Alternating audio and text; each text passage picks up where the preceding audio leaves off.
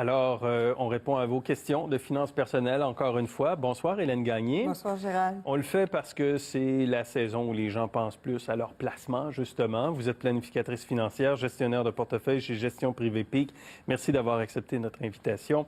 Alors, on a sélectionné quelques questions. On ne peut pas répondre à tout le monde, mais allons-y tout de suite avec une première question de France Martineau qui dit « J'ai 60 ans, j'approche de la retraite et j'aimerais consulter un planificateur financier dans ma région.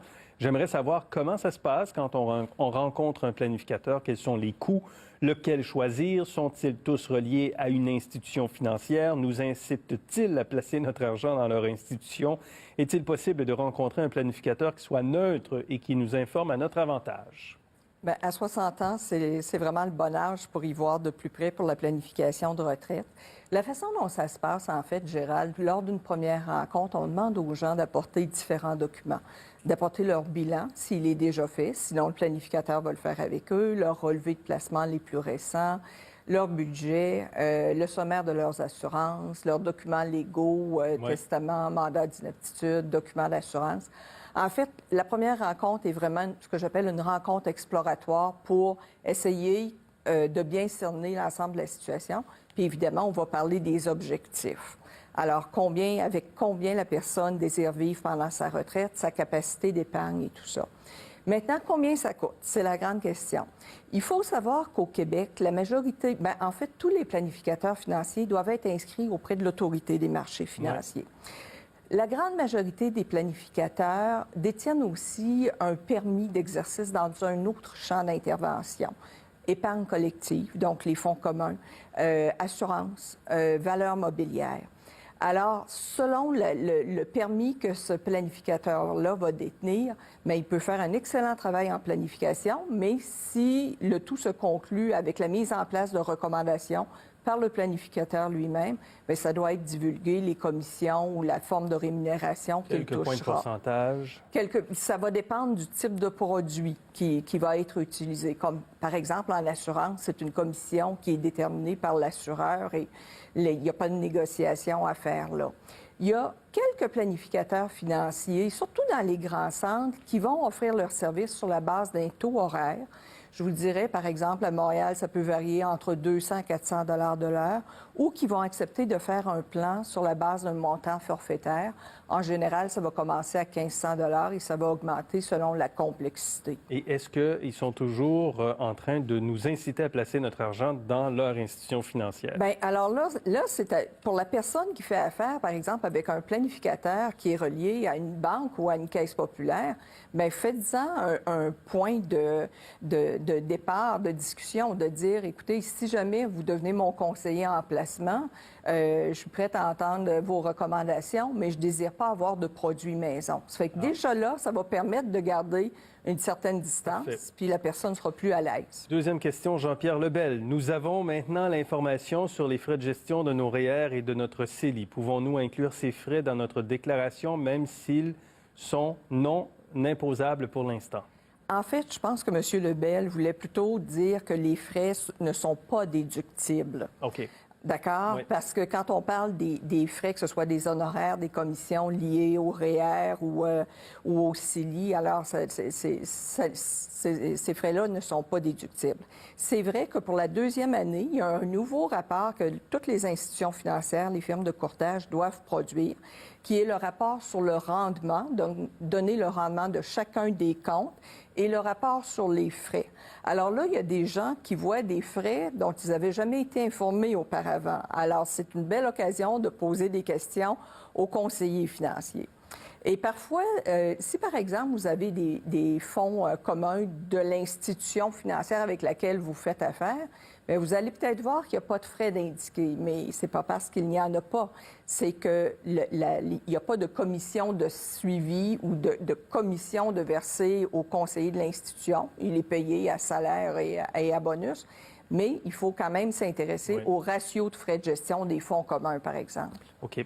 Pierre Bureau demande, supposons qu'en 2017, mon plafond maximum en CELI est atteint, 52 000, et que je voudrais cotiser 5 500 pour 2018 en bourse, toujours dans un CELI. En 2018, les règles m'autorisent à acheter une ou des actions dans un CELI pour un montant total de 5 500. Combien de fois puis-je acheter et vendre dans la même année ces mêmes actions sans être pénalisé et être considéré comme une entreprise voulant spéculer? Les frais de transaction sont-ils déductibles? Les frais de transaction ne sont pas déductibles. Mais ce qui est important de savoir, c'est que l'ARC, l'Agence de revenus du Canada, porte un intérêt particulier aux transactions et aux soldes détenus dans les comptes CELI. Au printemps 2017, l'ARC avait émis déjà des avis de cotisation pour environ 15 millions de dollars à des contribuables canadiens en alléguant que les valeurs ou le nombre de transactions de ces CELI pouvaient faire en sorte que les gens avaient agi soit pour faire de la spéculation ou avaient agi comme des day traders. Alors, ce qui est important de comprendre, c'est que si l'ARC prend cette position-là par rapport à votre CELI, donc, ils vont faire en sorte que les revenus seront imposables, mais non pas imposables à votre taux d'imposition personnelle, mais plutôt imposables au taux d'une fiducie, la fiducie du CELI, et ça correspond au taux d'imposition personnelle maximum. C'est ça. Et s'il y a des pertes de capital, elles ne seront pas déductibles personnellement pour ces gens-là. Les pertes vont être appliquées à l'intérieur de la fiducie CELI. Donc il ne faut pas s'amuser avec ça. Il ne faut pas s'amuser avec ça. Et aussi, à partir de 2019, l'ARC va s'assurer que les institutions financières prélèvent, par exemple, les honoraires dans les comptes CELI et non pas dans un autre compte. Même chose pour les REER. Excellent. On y va avec une autre question de Guy Boivin. Est-ce vrai que je suis mieux de retarder ma réclamation de rente provinciale? J'ai 61 ans.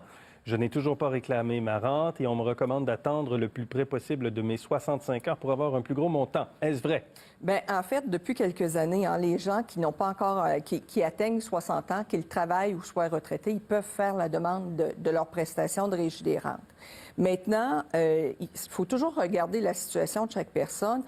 Vous devriez la demander, votre prestation de retraite, si vous avez eu des ennuis de santé, donc que votre espérance de vie n'est pas longue, ou carrément parce que vous avez besoin de cet argent-là. Chaque année d'anticipation de la rente, il faut savoir qu'il y a une réduction qui s'applique de 7,2 % aussi. Maintenant, vous devriez aussi en faire la demande si vous vous dites, ben tiens, moi, de 60 à 65 ans, là, je vais travailler à mi-temps, par exemple. Parce que là, quand votre rente est déterminée par Retraite Québec, la Régie des rentes du Québec, ils tiennent compte de toutes vos années de cotisation durant votre carrière, depuis l'âge de 18 ans. Puis là, vous vous trouvez à ajouter des années dans le calcul où vos revenus sont moindres. Oui. Alors ça, c'est pas nécessairement une bonne idée. Par contre, si vous touchez une rente de conjoint survivant, vous n'avez pas avantage à la demander avant 65 ans. Parfait. Et on y va avec une dernière de Gilles Frigon. J'aurai 71 ans le 18 décembre de cette année. Jusqu'à quand dois-je transformer mes REER en fer? Bon, alors tous les gens qui, comme je dis souvent, sont des modèles 1947 sont appelés cette année à convertir leur REER ou leur compte de retraite immobilisé en fer ou FRV. Ils ont jusque début décembre à peu près, parce que les institutions ne veulent pas faire la conversion de ces comptes-là trop à la dernière minute. Ce qui est important de savoir, c'est que ça peut se faire n'importe quand dans le cours de l'année, parce que durant l'année de conversion, il n'y a aucune obligation de faire un retrait qui sera imposable. On peut débuter les retraits que l'année suivante. Ouais.